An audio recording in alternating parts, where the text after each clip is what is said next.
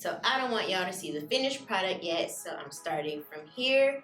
I just washed my hair and I'm using the Marc Anthony Bye Bye Frizz Protecting Leave-In Conditioner. Then I'm just gonna section my hair into 3 sections, 1 in the middle and then 2 on the sides. And I'm going to make sure I spray extra leave-in conditioner, especially on my ends, just because I wanna make sure my hair is as protected as possible since I'm gonna be putting heat on it.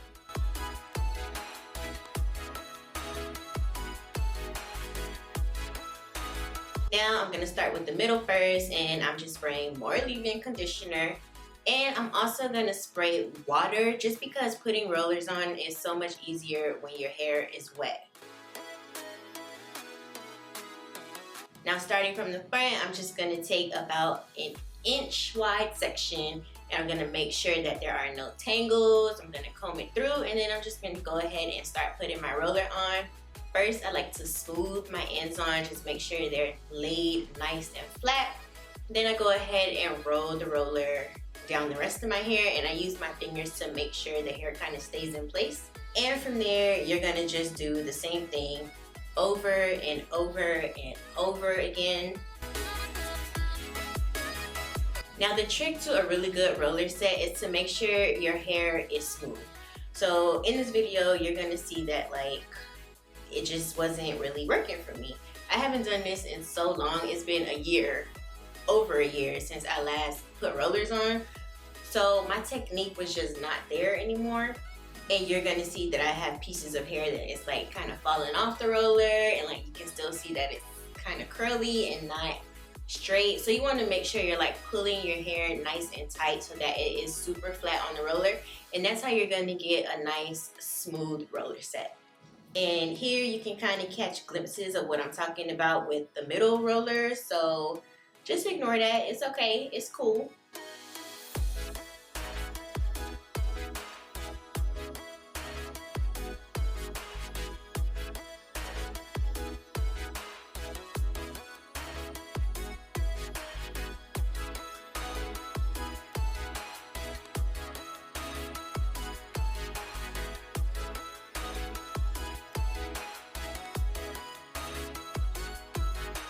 So once I'm done putting all the rollers on, I'm going to take this net thingy, which I'm not 100% sure what it's for, but my mom has always used it, so I always use it when I put rollers on.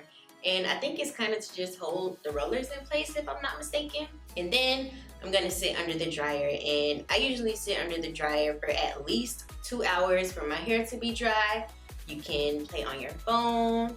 You can read a book. This one is really good. It's Battlefield of the Mind. And I told you guys in my last video about how I've been struggling with just being negative. So this book is really helping me with that. Or you can just catch some Z's.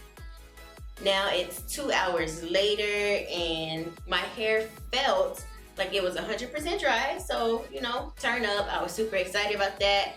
Very rarely does my hair ever dry in 2 hours. And it turns out my hair was not actually 100% dry, but I was impatient, so I just kept it moving.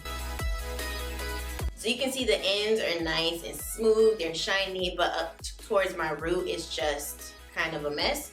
And that's because I did not pull the rollers tight. So now I'm just spraying some heat protectant because I'm about to start flat ironing. You guys can see how frizzy my hair got, and that's because it wasn't 100% dry. So make sure your hair is super dry, guys. And here you see me talking in the video, and what I was saying is pretty much that I'm terrified to straighten my hair because I don't feel like it's gonna look the way I want it to look since I haven't done it in a while, and because I know my hair is super uneven because I've just been cutting it like a psycho. So yeah, I'm scared to see what it's gonna look like when I'm done. So I have my flat iron set on 350, I believe, and I'm using a Coriolis flat iron. It's one that I've had for years and I love it. And I don't know, just the way it's looking right now, I know it's not gonna look the way I want it to look. It still looks frizzy and just not smooth and flat like I'm used to, but we're gonna keep pushing forward.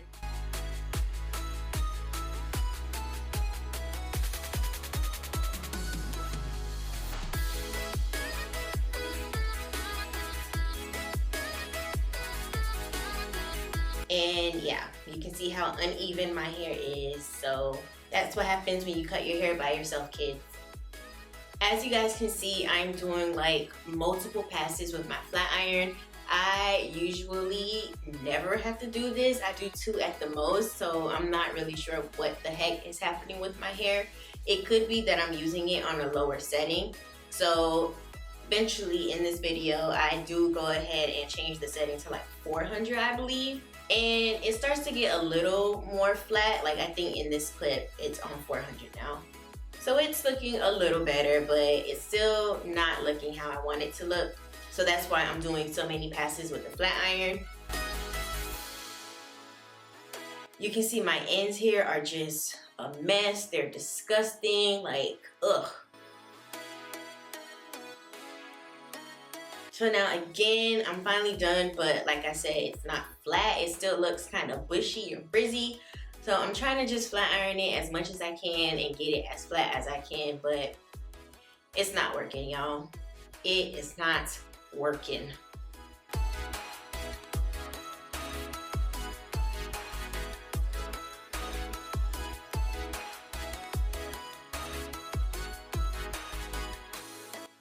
Okay, y'all, so right now my hair looks a little bit different than it did in the last clip, and that's because I just did not like the way my hair was laying when I first straightened it. It was like my ends were so freaking disgusting that I felt like I had a wig on or something. Like, honestly, I don't even know how to explain it. I just know that my hair was not laying the way it normally lays when I straighten it, and I wasn't having it. So I went to the bathroom.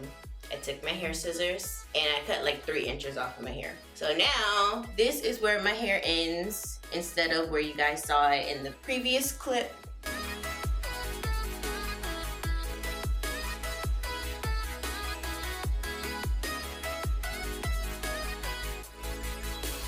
Up here now, before it was like down here maybe.